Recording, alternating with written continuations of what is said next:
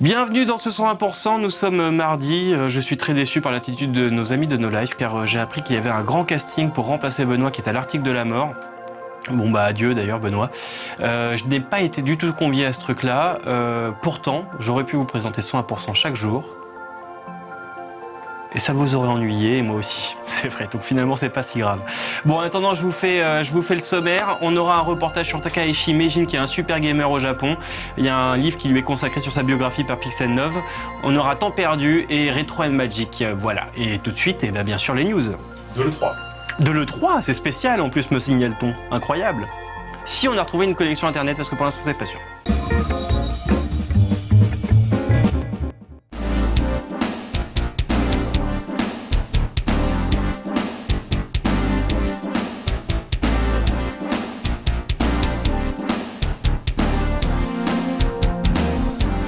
Ça y est, on est arrivé à Los Angeles.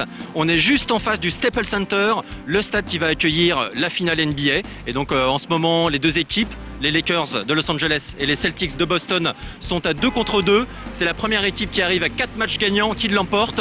Ce soir, c'est donc le 5e match qui va être très très important et qui va décider de qui des deux équipes va prendre l'avantage. Les gens commencent déjà à arriver. Là, il est en ce moment à peu près midi.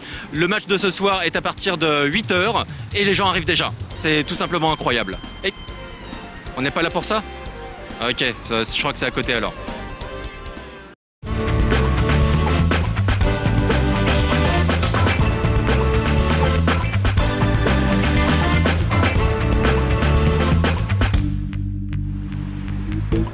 Comme vous pouvez le constater, la confusion était facile. Los Angeles est clairement la ville où tout se passe, genre dans les prochains jours, que ce soit la finale NBA ou bien sûr l'E3 et le Convention Center devant lequel on se tient. Et bien sûr, nous sommes là pour le salon. Et comme vous pouvez le constater aujourd'hui, il n'y a pas grand monde, il n'y a pas grand chose. C'est vraiment l'occasion de récupérer les badges, de se préparer pour la soirée projet natale de ce soir. On a également pu faire un petit tour et prendre quelques petits plans, en fait, des panneaux qui sont pris par les éditeurs et qui permettent de présenter les gros titres qui feront un petit peu l'actualité sur cette E3, que ce soit Call of Duty, que ce soit le prochain Assassin's Creed, que ce soit Crysis 2 qu'on voit là juste derrière. En tout cas, les éditeurs sont là pour mettre le paquet, ils sont là pour mettre plein la vue, que ce soit aux joueurs, via les journalistes, et que ce soit également aux financiers, aux actionnaires, via justement les retours de la presse, sur les grosses conférences pré-E3 et également sur tous les jeux qui seront présentés. Donc on se retrouve très rapidement pour plein de news. On espère très très vite des news, en tout cas sur Projet Natal, qui est vraiment le premier gros événement, et la conférence Microsoft de demain. Et ensuite tout s'enchaînera très très vite. Nous sommes toujours à Los Angeles, bien sûr, pour l'E3. C'était toujours une journée de conférences, donc le lundi avec le matin la conférence de Microsoft, un peu plus tard dans la matinée celle d'Electronic Arts et enfin dans l'après-midi celle d'Ubisoft. Nous sommes encore au Los Angeles Theater où a eu lieu là à l'instant la conférence avec des grosses annonces, mais on en parlera un petit peu plus tard. Et dans la soirée, dans quelques heures, ce sera celle d'Activision au Staples Center, mais ça ce sera pour un autre jour. On va commencer par celle de ce matin, la conférence Microsoft. Alors Pierre-Alexandre, qu'est-ce que ça a donné? Est-ce qu'il y a eu des grosses annonces? Est-ce qu'il y a eu des grosses surprises? Donc celle-ci, la conférence Microsoft, une fois, faisait suite à au show natal, donc au show Kinect qui a eu lieu hier. Donc est-ce que c'était un peu pareil de l'esbrouf, beaucoup de jeux casual ou on a des surprises? Alors il y a eu un peu de tout, mais ce qu'on peut dire c'est que la conférence déjà elle était très convenue, c'était beaucoup de jeux qu'on connaissait déjà, très peu d'annonces, très peu de surprises, voire même pratiquement aucune. Donc on a commencé, c'était du Call of Duty, donc Black Ops, le prochain Call of Duty signé Treyarch. Donc là aussi, pas grand chose à dire, si ce n'est qu'il sera a priori plus dynamique et qu'ils ont revu leur copie depuis le dernier épisode. C'était donc le 5e, si je me souviens bien. Ensuite... Grille pas tous les jeux 18+, hein, on les garde pour classer 18+. Ouais, justement, on va passer rapidement parce qu'il y a beaucoup de jeux 18+, mine de rien. Il y a eu ensuite une présentation assez rapide mais assez intéressante du jeu de Kojima, donc MGS Rising. Finalement c'était plutôt une surprise puisque en fait dans le jeu on pourra tout couper, absolument tout, donc que ce soit les bâtiments, les véhicules, les ennemis évidemment, donc dans des gerbes de sang avec les membres qu'on peut couper, ça dépend. Je sais pas si vous avez vu la critique d'Afro Samurai à l'époque, mais en fait ça reprend un peu le principe avec une espèce de marque qui traverse le corps comme ça, qu'on peut diriger et couper, on peut couper ce qu'on veut en fait, donc les bras, les pieds, les jambes, etc., etc. Donc c'est assez sanglant, assez violent. Donc là aussi on va passer assez rapidement, on reverra plus tard, mais ça a l'air très intéressant en tout cas. Donc la suite c'était aussi très convenu, on a eu Gears of War 3, 18+ aussi, avec du Gears brutal, assez lourdeau dans les déplacements, mais violent et intéressant parce que Gears et parce que c'est le 3e épisode et je crois que c'est le dernier s'il me semble bien, non c'est peut-être. Ah, peut-être, oui, puisque Epic travaille sur un autre jeu là, qui a été annoncé justement à la conférence d'après, celle d'Electronic Arts, Bulletstorm, dont on avait déjà parlé un petit peu dans Classé 18+. Mais quoi d'autre, donc mis à part Gears, parce qu'on va se garder Gears pour Classé 18+. Là ce sera pas 18+, c'est Fable 3, donc avec Molineux sur scène, comme d'habitude, comme l'année dernière. Et donc il a fait quelques annonces entre guillemets, puisqu'il a un peu à sa manière, c'est devenu un peu son style et sa marque de fabrique. Il a annoncé beaucoup de choses avec un monde inoubliable, avec des nouvelles features incroyables, mais sans vraiment préciser. Il y a eu un trailer en fait assez court, enfin en tout cas qui nous a pas appris grand chose, juste quelques images du jeu, de l'univers et voilà. Pour le coup, sur Fable, c'est vrai qu'il nous avait bien mitonné, mais sur Fable 2, il a tenu quand même pas mal ses promesses, donc on va lui laisser le bénéfice du doute pour le 3.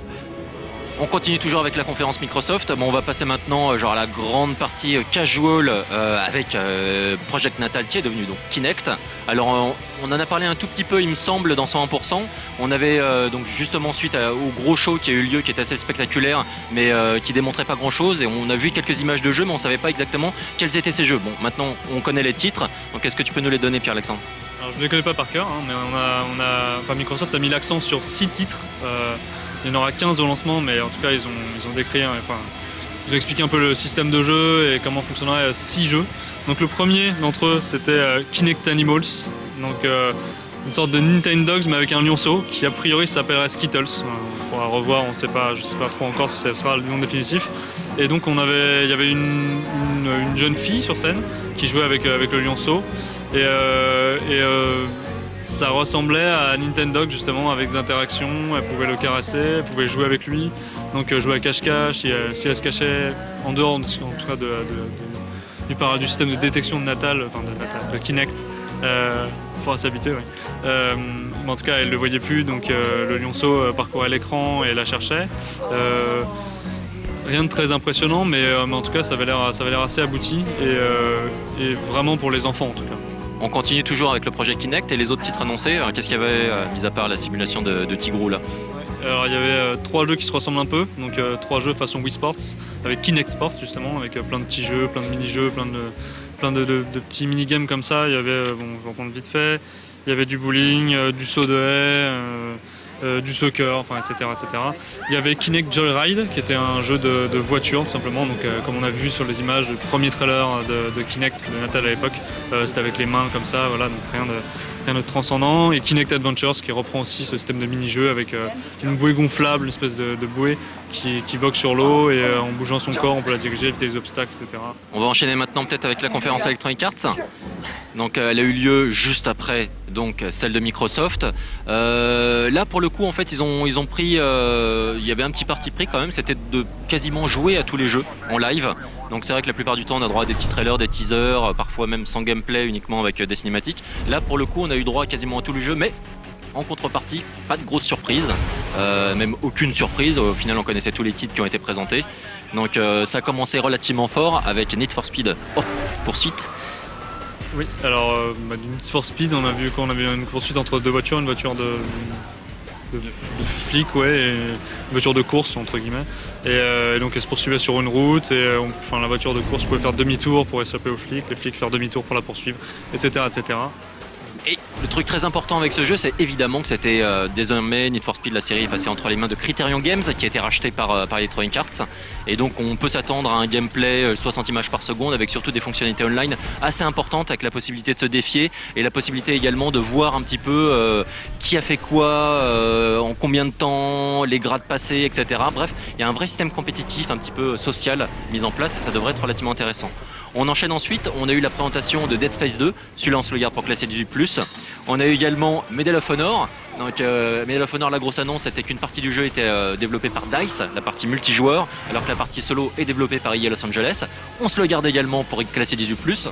On enchaîne avec Gun Club qui a été présenté également. Bon, pour l'instant, on ne sait pas grand-chose, sinon que c'est une nouvelle fois un petit concept social où les gens en fait pourront se connecter, s'inscrire et gagner l'accès plutôt que prévu à des bêtas, à des téléchargements, à des jeux, etc. Bref, c'est une sorte de service premium destiné aux fans d'Electronic Arts, tout simplement.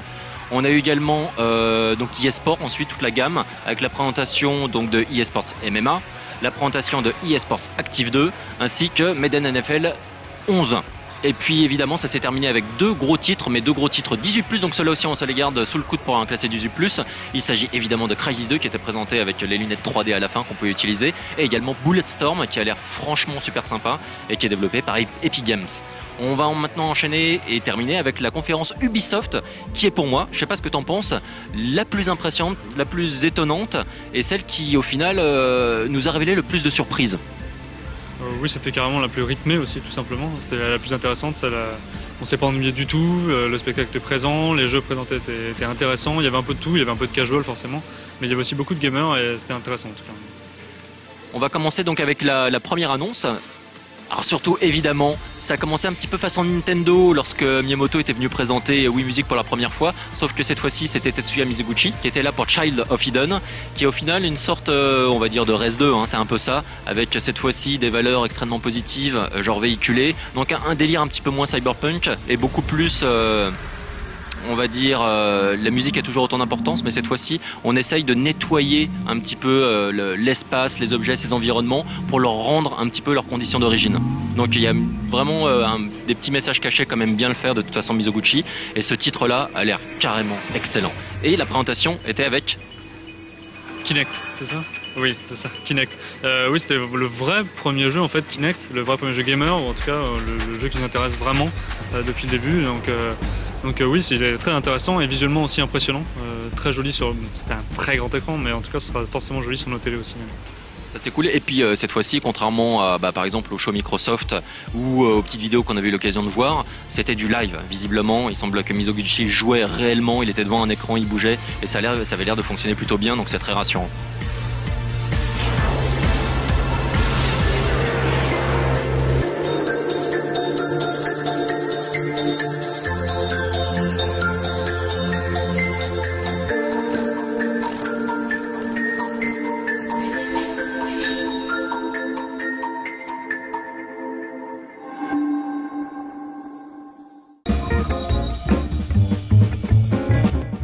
C'est un reportage qu'on vous propose de fou, car nous avons un mec qui est capable d'appuyer 16 fois sur une touche en 1 seconde. C'est une superstar au Japon, c'était une superstar des années 80.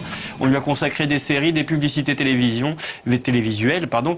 Et donc maintenant c'est le tour de sa biographie éditée par Pixel Love. C'est donc Takahashi Meijin, c'est le reportage du jour et c'est sur No Life et non pas sur Game One, il ne faut pas confondre.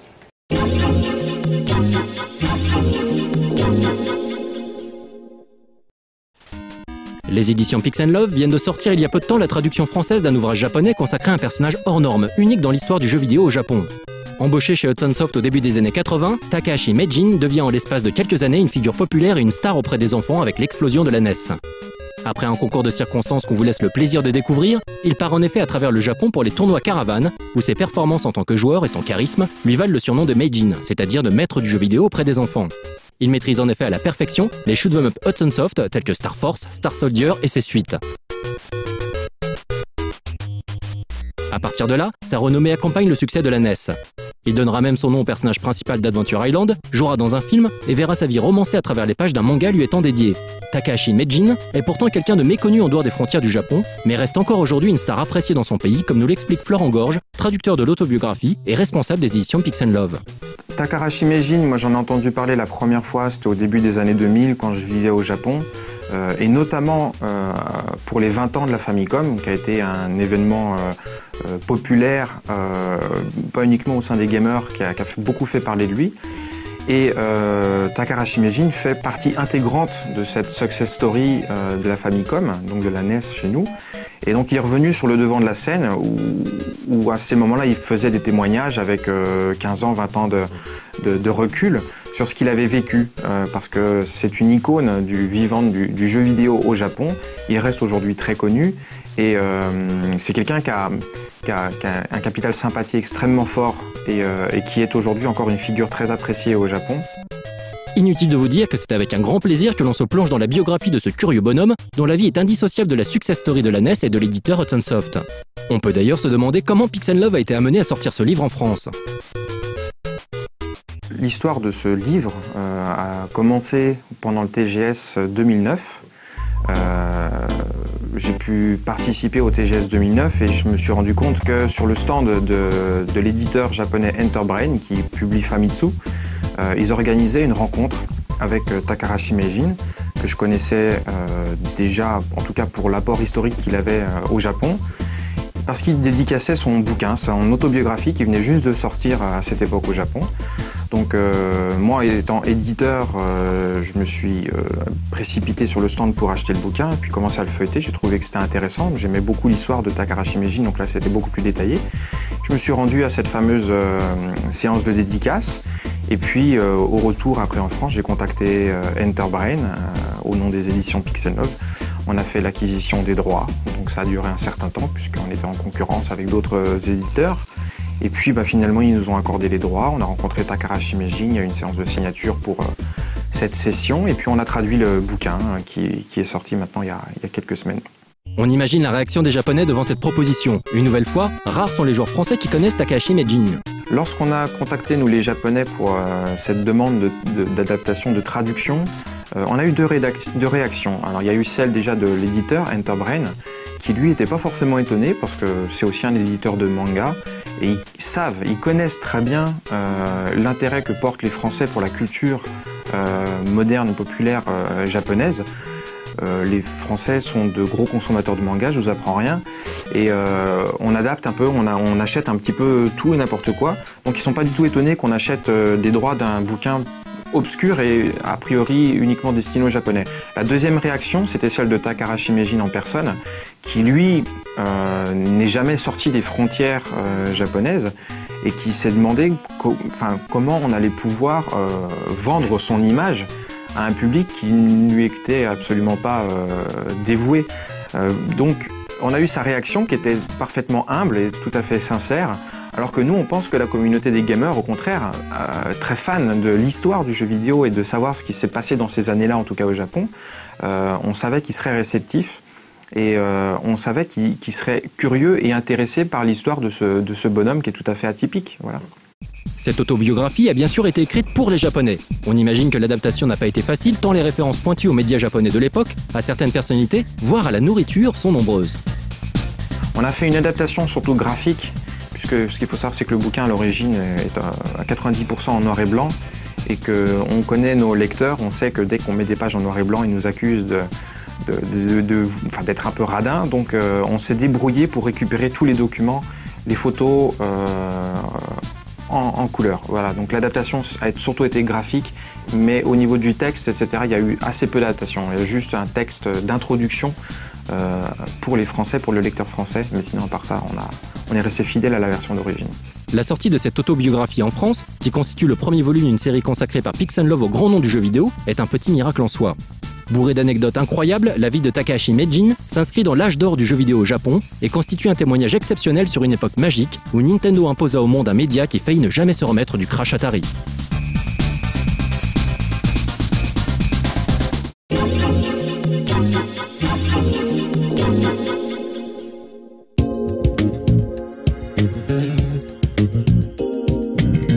J'ai rien à vous dire sur Temps perdu. Vous connaissez tous Nicolas Robin, vous l'avez découvert, donc Schizo, vous l'avez découvert un petit peu plus dans le dernier MacGyver.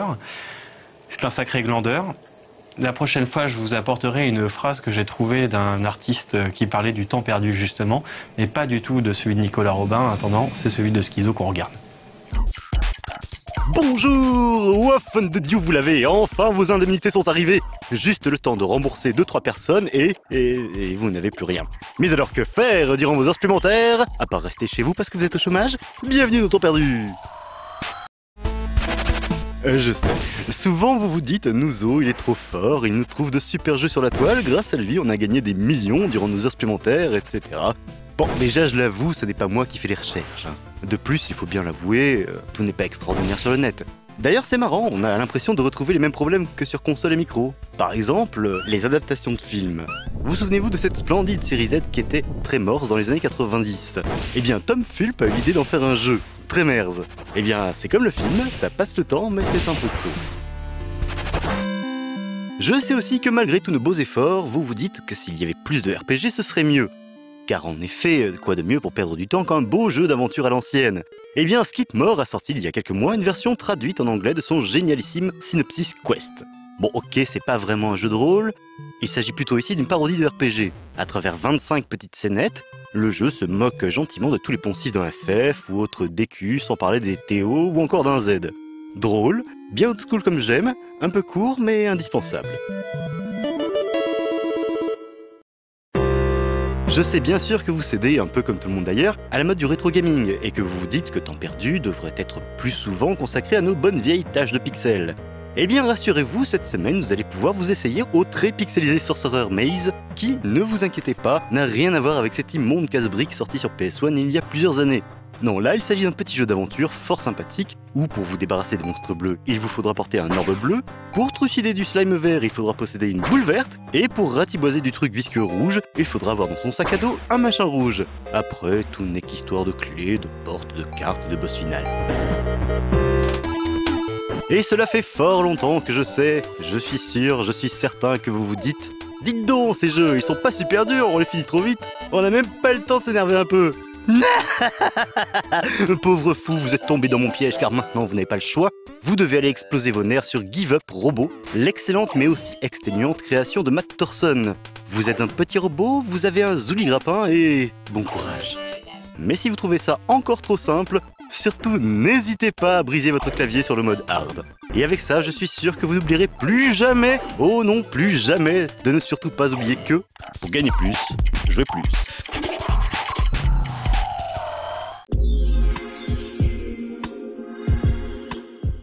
Bon, bah Monsieur Pirou, comme d'habitude, est là pour non pas haranguer les foules, mais pour les éduquer. Donc on va voir dans Retro MHD qu'un jeu ludo-éducatif. Tant pour moi. Je l'ai oublié. Donc c'est Carmen Sandiego, la voleuse de Carmen Sandiego. Carmen Sandiego, on me dit que c'est la plus grande voleuse du monde. Moi je croyais que c'était Arsène Lupin. Voilà, je vous propose de regarder ça ou de la refaire.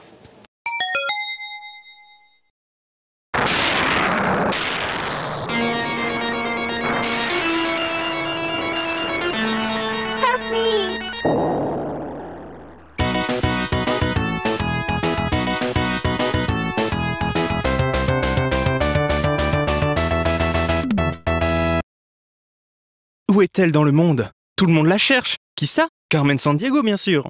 En 25 ans d'existence, la redoutable voleuse aura fait courir les joueurs à travers le monde, le temps et même l'espace. À vrai dire, la série compte tellement d'épisodes qu'il serait redondant de tous les présenter. Voici donc quelques-uns des plus célèbres larcins commis par la Dame en Rouge.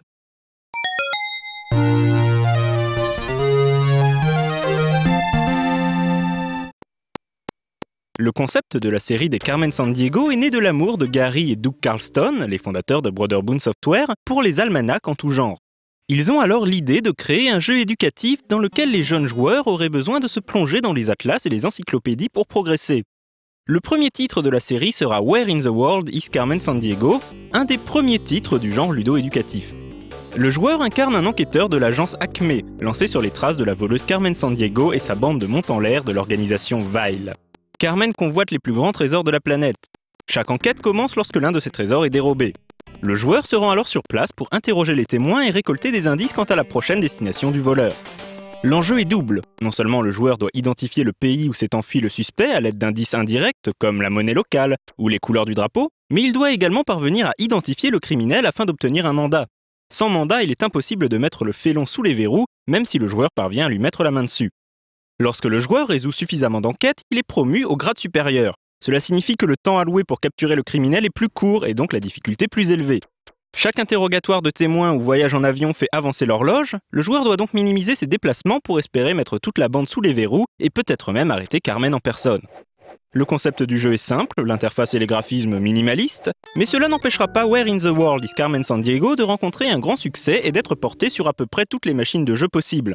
Par exemple, les images que vous voyez proviennent de la version Mega Drive sortie en 1989. Le jeu sera également décliné en 2 versions consacrées respectivement à la géographie de l'Europe et à celle des États-Unis.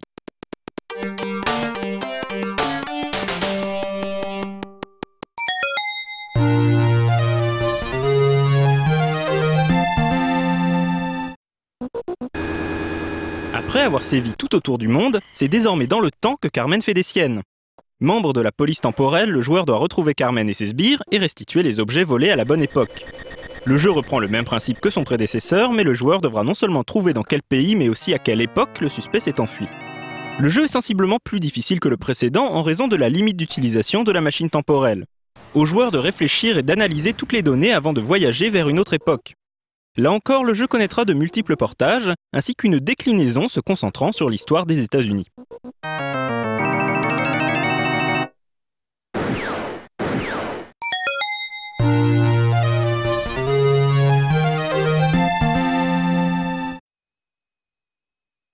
Cinq ans après la sortie du jeu original et constatant son succès non démenti sur les consoles les plus récentes, Brotherboon décide de le remettre au goût du jour avec une version Deluxe destinée au PC. Le gameplay n'a pas changé d'un pouce, mais les graphismes sont plus fins et on notera l'inclusion de quelques voix numérisées. Les localités à visiter sont également plus nombreuses et les indices pour identifier les suspects et obtenir les mandats sont un peu moins évidents. Il s'agit donc d'un sympathique dépoussiérage d'un classique.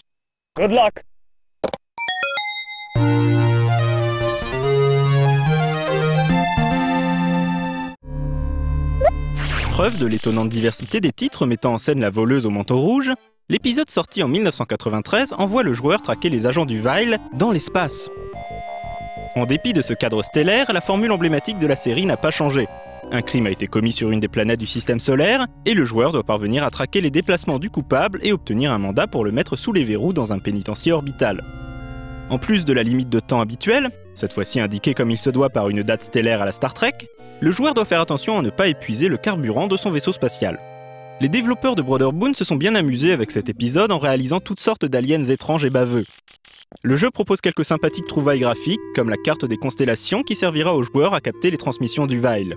La difficulté du jeu est toujours très relative, puisqu'une fois de plus, le titre part du principe que le joueur a une encyclopédie sous la main.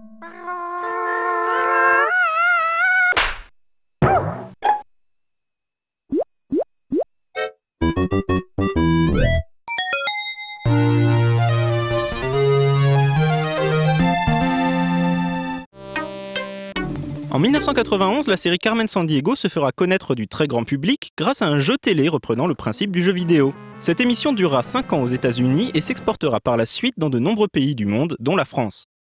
Des jeux vidéo estampillés Carmen Sandiego continuent de sortir à ce jour, même s'ils n'ont malheureusement pas toujours les qualités ayant fait le succès des épisodes d'origine.